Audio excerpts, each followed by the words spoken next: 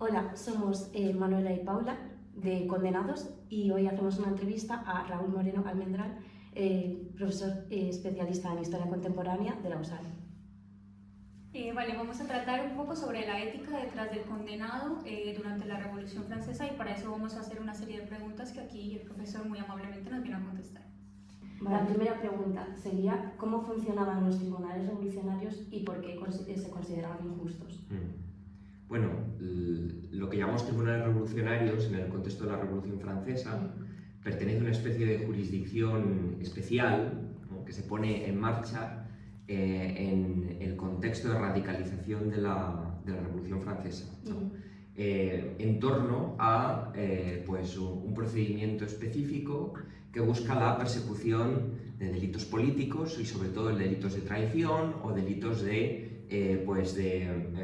traición a la nación o también delitos de simpatías contrarrevolucionarias o incluso también de falsificación de asignados, que como sabéis era esa especie de pagarés o más bien bonos del Estado que emitía el gobierno, ¿no?, y que luego se podían usar para canjear en subastas de los bienes nacionales, y eso se falsificó masivamente, y entonces lo que hacía evidentemente era reducir el valor de los bienes nacionales, ¿no? Entonces había ahí una serie de situaciones que en esa circunstancia de excepcionalidad política de la Revolución Francesa, muy marcada por supuesto por la guerra, porque hay que acordarse que Francia en ese momento, sobre todo en la parte más radical de la revolución, la fase jacobina, etc., está en guerra con una coalición de fuerzas absolutistas que quieren reinstaurar a Luis XVI cuando estaba vivo y destruir la revolución, ¿no? Entonces, a eso se suma con un proceso de radicalización política y de lucha por el poder, evidentemente, entre distintos grupos políticos dentro de Francia, y genera esa situación de los tribunales revolucionarios, ¿no? Entonces, los tribunales revolucionarios se tienen que entender en esa situación de excepcionalidad y tienen que entenderse también en esos dos contextos, en el de la guerra y en el de la instrumentalización de la lucha por el poder. Entonces, ¿por qué el proceso judicial de esos tribunales revolucionarios no encajaría con lo que hoy entendemos un proceso justo, ¿no?, desde un punto de vista de un derecho moderno? Bueno, primero por supuesto, la idea de excepcionalidad, y después por la propia característica del proceso. Como sabéis, esos tribunales, pues, como jurisdicción ordinaria, eran nombrados por la Convención Nacional, que a su vez era un organismo a la vez ejecutivo y legislativo, o sea que digamos que tampoco encuadraría mucho con la idea clásica de la división de poderes, o sea, ya sí tendría un problema, pero a su vez tenía una serie de jurados y de fiscales que eran nombrados, ¿no?, por la Convención Nacional.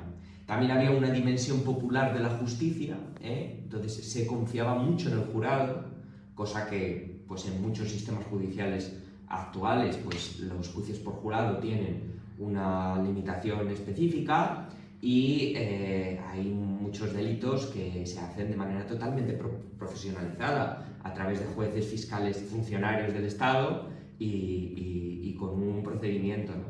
Entonces, digamos que los tribunales revolucionarios hay que entenderlos de esa perspectiva. Por un lado, desde la idea de la excepcionalidad y, por otro lado, desde la idea de la instrumentalización política, porque muchos de las víctimas de estos tribunales revolucionarios eran contrarrevolucionarios, pero también eran los propios revolucionarios, que otros revolucionarios utilizaban el tribunal para acusarlos de contrarrevolucionarios y que acabaron en la guillotina. De hecho, muchos de estos líderes revolucionarios, Robespierre incluido, pues acaban mal a manos del mismo sistema que ellos han creado, ¿no? Pero esto es por esta misma lógica, por esta unión de la excepcionalidad y por la instrumentalización, claro, del propio sistema judicial, ¿no? Cosa que tampoco es algo, en fin, algo ajeno a nuestro presente, pero desde luego en estados más consolidados, con división de poderes más clara, Estado de Derecho y profesionalización de la justicia, pues habrá otros problemas, pero desde luego este tipo pues, se intenta que esté más controlado, ¿no? Y entonces, en base a eso, ¿había alguna posibilidad real de defensa de los acusados o el juicio era simplemente una mera formalidad antes de la ejecución? O sea, ellos podían argumentar de alguna forma o era un simple teatro, por así decirlo. Tenéis que tener en cuenta que, claro, estamos en la Revolución Francesa. Entonces, la sociedad, tanto el Estado, por supuesto, como la sociedad francesa, tiene mucho más de antiguo régimen que de lo que sería nuestro mundo, ¿no? Entonces, y esto se ve en muchas otras dimensiones, ¿no? En el caso del proceso judicial, el proceso judicial que se aplica tiene una gran dimensión de novedad por esto de los delitos políticos, por esto de la excepcionalidad, por esto de pues, el marco político que lo rodea, que también hablamos ahora porque es también importante, pero también digamos que las dimensiones técnicas del proceso pues tiene mucho de antiguo régimen, y el proceso judicial de antiguo régimen era esencialmente un proceso judicial testifical, en el que había una acusación y se recogían testigos para juzgar en función de la calidad de los testigos, se daba mayor o menor importancia y entonces a partir de ahí se hacía una composición de la culpabilidad o no del acusado, ¿no? Entonces, claro, en ese proceso de testificación, la gestión de los testigos pues es muy importante, tanto en qué testigos se permitía declarar, como también quiénes eran los fiscales y los jurados, insisto. Entonces, evidentemente, claro, depende de cómo fuera el proceso. La tendencia es que si hay una instrumentalización política de los tribunales, es decir, usar los tribunales para perseguir a tus rivales políticos, pues claro, por mucho que declararas o por mucho que... De hecho, incluso al final hay momentos de radicalización absoluta, ¿no? y de pues en los momentos del llamado terror más intensos, pues que había incluso limitaciones a los testigos que se podían alegar, límites a conseguir defensa profesional, ¿no? Que el ciudadano fuera el que se defendiera en el tribunal, o sea, todo como muy asambleario, ¿no? Y entonces, claro, en esas circunstancias, pues en una situación en la que el tribunal estuviera sesgado y en la que hubiera una limitación y una imposibilidad de conseguir testigos adecuados, pues claro, pues el proceso estaba seriamente viciado, ¿no? Aunque la lógica que hubiera detrás fuera una lógica que a lo mejor a nosotros nos resulta un poco difícil, que es esa lógica popular, ¿no? Es la lógica del pueblo está juzgando. El pueblo está juzgando a quien ha cometido una agresión contra el pueblo, a quien potencialmente ha cometido esa agresión, ¿no? Para eso hay que entender también la mentalidad política que hay detrás de los tribunales revolucionarios, que es una mentalidad política republicana, en el sentido de la res pública, del bien común. Entonces, claro, digamos, la visión republicana del asunto, hay como una especie de jerarquía, de que los derechos individuales están por detrás del bien común. Entonces, si evidentemente estás en una situación de guerra exterior, crisis interna, etcétera, patria en peligro, ¿no? Como le gustaba decir a los jacobinos, pues evidentemente la posibilidad de que ese sistema ese proceso judicial estuviera totalmente mediatizado por esa sensación de angustia, de ansiedad y de que esto es una pequeña parte de una lucha del bien contra el mal superior, pues eso generaba, claro, serios problemas. Por eso muchos de estos casos, pues evidentemente hoy no los entenderíamos como juicio justo, ¿no? En ese sentido, pero es que hay que entender esas dimensiones. Y sobre todo la idea de excepcionalidad, la idea de la instrumentalización del nacionalismo y de la idea de patria en peligro y de la idea de que la comunidad está en peligro y que hay que hacer algo especial para defenderla, la que pues tiene ese lado oscuro, ¿no? Evidentemente. ¿Cómo crees que se justificaba la proclamación de los derechos humanos a la vez que se seguían ejecutando muchas personas? Claro, eso es una gran paradoja, ¿no? Podríamos decir que es la paradoja de la política moderna. Porque ¿cómo es posible Auschwitz, ¿no? Después de tanta cosa escrita sobre los derechos del hombre y la división de poderes y de la dignidad de tal, claro. Entonces, para entender, de hecho, esta paradoja es una constante en la política moderna, ¿no? pero es verdad que hay que entenderla desde, digamos, la parte específica de la tradición liberal que está detrás de los tribunales revolucionarios, que es una parte que, como digo, republicana, y que por lo tanto pone por encima la res pública de los derechos individuales. Hay otros tipos de liberalismo que, digamos que, de hecho incluso podría haber una discusión sobre si el republicanismo es realmente liberalismo, ¿no? Que pone por encima los derechos individuales al bien común, ¿no? O hay otros tipos de liberalismo. Entonces, claro, hay esa dimensión ideológica en el que es verdad que para la tradición liberal en su conjunto los derechos individuales son importantes, pero hay otras partes y desde luego otras ideologías políticas que digamos que ponen otros bienes políticos por encima. Entonces solo necesitas convencerte a ti y a los demás de que estás en esa situación de excepcionalidad en el que los derechos humanos no importan tanto porque necesitamos una acción contundente para conseguir el bien de la comunidad y por lo tanto maximizar el número de personas que se salvan, ¿no? o que ven sus derechos digamos protegidos, ¿no? Frente a una minoría, pues solo necesitas eso para conseguir justificar algo que en principio en términos abstractos parece una paradoja. Luego también hay otro asunto en el contexto de la Revolución Francesa, que es un tema cronológico, porque probablemente lo que estéis pensando vosotras es en la Declaración Universal de los Derechos del Hombre y del Ciudadano, que es una declaración de 1789, que se hace en el primer momento de la Revolución Francesa. Esto del terror es más adelante, ¿eh? Esto del terror es, bueno, el momento así más fuerte del llamado terror es en 1793, o sea, ha llovido, ¿eh? Porque en el año 89 no hay guerra, Francia no está en guerra, y digamos que la situación política es expectante, por decirlo de alguna manera.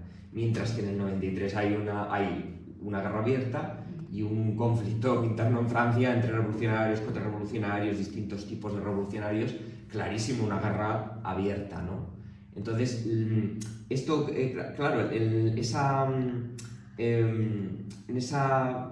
aparente paradoja también hay que tener en cuenta esto. O sea, que digamos cambia la mentalidad de las personas y del proceso después de esa guerra. Claro, eso afecta muchísimo. Es uno de los vehículos de radicalización de la revolución, claro. Sin duda, pues opciones políticas o formas de entender, por ejemplo, pues la propia jurisdicción de los tribunales revolucionarios. Yo dudo mucho de que eso se hubiera podido poner en marcha inmediatamente en el verano de 1789. Que hubiera tenido realmente apoyo parlamentario en lo que sería luego la convención, ¿no? En ese momento eran la Asamblea Nacional, no se llamaba así. Pero digamos que hay que tener en cuenta que todo este sistema de terror tenía apoyos parlamentarios. Entonces yo creo que ese proceso de radicalización de la revolución también contribuye a entender que la gente pues aceptara más este tipo de violencia política, ¿no? Se podría decir que la radicalización hizo que el bien del pueblo pasase a ser el bien de los que apoyaban a la revolución. Bueno, también hay un poco de eso, ¿no? En los procesos revolucionarios, claro. Porque si evidentemente tú eres un revolucionario, pues la justificación de la revolución es por el bien común, ¿no? Porque para mejorar, ¿no? Por lo menos en el tipo de revoluciones que estamos pensando aquí, ¿no?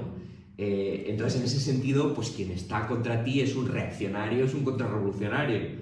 Y por lo tanto, pues está en contra del bien común, claro, porque si evidentemente tú eres el que está a favor del bien común y estás luchando contra. Y quien se ponga a ti, pues por una relación lógica, pues está contra tus ideas. Y si tú estás luchando contra el bien común, pues esto.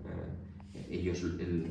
Me refería más a que acaba siendo como contradictorio por el hecho de que se dio algo tan masivo que el bien común del pueblo empezó a ser más pequeño de lo que en realidad podría ser. Sí, que hay un elemento de restricción, ¿no? Claro, de quién entra en el pueblo. Claro. Pero eso es una lógica que es una lógica propia de la revolución, claro, porque y eso se ve en muchas otras revoluciones. En el caso de la revolución bolchevique, por ejemplo, de principios del siglo XIX, ¿no? Contra los burgueses, contra los revolucionarios, etc., ¿no? Entonces, cuando se instala esa lógica, pues claro, lo importante es que no te califiquen de contrarrevolucionario, ¿no? Porque como te califiquen de contrarrevolucionario ya tienes un problema, y de hecho, muchos de estos líderes lo que les acabó pasando es que eso, los acabaron matando porque decían que eran contrarrevolucionarios, que estaban conspirando contra la revolución, que estaban en acuerdo con los austriacos, que tal y tal, ¿no? Algunos con razón, hay que decirlo también, otros no, claro. Este es el tema, ¿no? Y entonces, claro, como no había CSI en ese momento, pues digamos que las pruebas, digamos que estaban bastante limitadas a los testigos, como digo, ¿no? Pero sí, efectivamente es una paradoja, claro. ¿Y esa paradoja cómo pudo afectar también, no solo a Francia, sino al resto de lugares del mundo? O sea, ¿cómo afecta? Pues yo creo que precisamente porque se descubre esa paradoja de la política moderna, de teoría y práctica, ¿no? La diferencia entre la teoría y práctica, y luego la diferencia entre los contenidos de, digamos, el bien moral político y luego a quién se le aplica.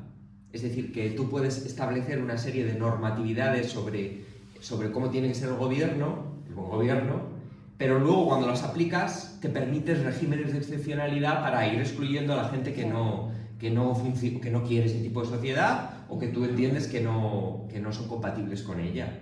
Bueno, pues es que este es el principio de excepcionalidad, que va junto con todo el desarrollo de la política moderna, junto con el desarrollo del liberalismo, el desarrollo del socialismo, el desarrollo del Estado-nación moderno, afecta al colonialismo, porque esencialmente todo el imperialismo europeo del siglo XIX se hace en base a esa idea de excepcionalidad, en este caso en torno a la idea de civilización y barbarie, ¿no? Estos no tienen derechos, porque estos no tienen derechos porque son los bárbaros. Y entonces, claro, como son los bárbaros, yo soy el civilizado, con los bárbaros se puede hacer cualquier cosa. Porque no se ven protegidos por el paraguas de los usos de las naciones civilizadas. Claro.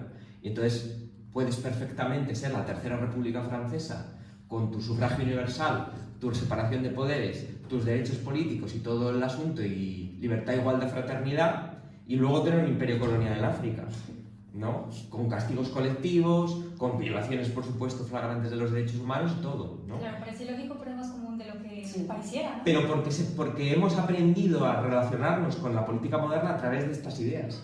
A través de las ideas de aceptamos las normatividades como principios éticos, etc., pero luego nos permitimos el establecimiento de excepcionalidades, justificadas o no, esto ya que ya depende de la postura de cada uno, claro, y del contexto en el que estemos hablando, ¿no? Pero que en esencia suponen la suspensión, la puesta en suspensión de algo que pretendidamente es universal, pero que cuando se aplica en la práctica, y los que lo apoyan o los que se resisten a ello tienen que ponerlo en marcha, pues acaban relacionándose de esta manera, y claro, eso evidentemente es el camino a la violencia política, ¿no? Tanto para el establecimiento como para la resistencia. Y también nos gustaría saber si sabes un poco cómo eran las cárceles durante la Revolución Francesa, cómo funcionaban o cómo se gestionaban. Eso también es otro asunto interesante en relación con lo que hemos dicho, con el tema tanto del funcionamiento de los tribunales revolucionarios como el tema de la excepcionalidad. Porque claro, lo que le ocurre a la Convención Nacional es que empieza a tener una cantidad masiva de procesos judiciales, y realmente tiene el sistema de cárceles del antiguo régimen, de la monarquía de Francia. Y el sistema de cárceles del antiguo régimen, hay que entender que las penalidades del antiguo régimen no pasaban por esta idea moderna de yo condeno a alguien a una cantidad muy amplia de años de cárcel y entonces intento reeducarlo o reinsertarlo según el tipo de ideología penal que tengamos, ¿no? Que es la idea moderna, ¿no? De que yo tengo a alguien que ha cometido un asesinato, por ejemplo, lo condeno a 20 años de cárcel, 30, cadena perpetua, lo que sea, y lo meto en un sitio para que esté ahí, pues durante ese tiempo, ¿no? Esa es la penalidad contemporánea.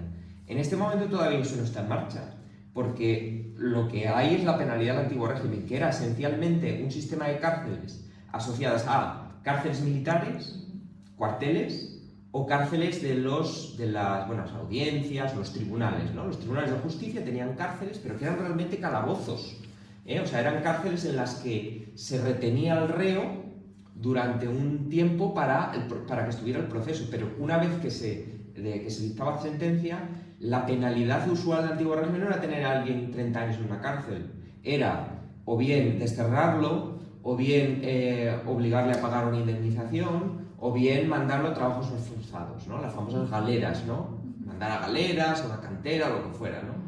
Pero no era ponerle como... Sí, no era lo de hoy. No era lo de poner un uniforme, ¿no? Entonces, claro, en ese sentido, el sistema carcelario, pues, sigue siendo el antiguo régimen y en muchos casos son cárceles que no están pensadas para garantizar unos derechos básicos del preso. Están pensadas para retener al preso hasta que tenga el proceso judicial y ya está, ¿no? Y además están hacinadas, porque en este momento, claro, como hay una explosión tan grande de estos tribunales revolucionarios, pues entonces, claro, las celdas acaban totalmente sobrepobladas y las cárceles en general, ¿no? En un momento además de, pues eso, de politización muy intensa, de miedo a los austriacos, los prusianos, etc., pues como os podéis imaginar, el trato a los presos no estaba precisamente dirigido, ¿no?, por estos principios, ¿no? Pero nuevamente, como es un contrarrevolucionario, pues excepcionalidad, ¿no? O sea, si es un contrarrevolucionario, desde luego no vamos a poner mucha atención, ¿no?, al respecto. No digo que todo el mundo tuviera esa experiencia, ¿no?, pero por los testimonios que tenemos, pues claro, digamos, esa especie de, no voy a decir deshumanización, pero sí esa especie de suspensión, ¿no?, de la perspectiva o del estatus como miembro de la comunidad, como ciudadano, de alguien primero procesado y desde luego condenado, pues da lugar a que desde nuestro punto de vista hoy en día nosotros consideraríamos esas cárceles pues inhumanas o inadecuadas a los principios del derecho penitenciario, claro. Y por ejemplo, a esos condenados, en el proceso que se les hacía ya hacia la guillotina para finalmente ejecutarlos, se les obligaba, digamos, a usar algún tipo de ropa especial, ropa sucia, ropa que estuviera rota, en mal estado, como parte de una especie de humillación. Ya. Que yo sepa, no. Que yo sepa. Que no, hasta donde yo sé no hay evidencia de que esto fuera una especie de plan intencionado.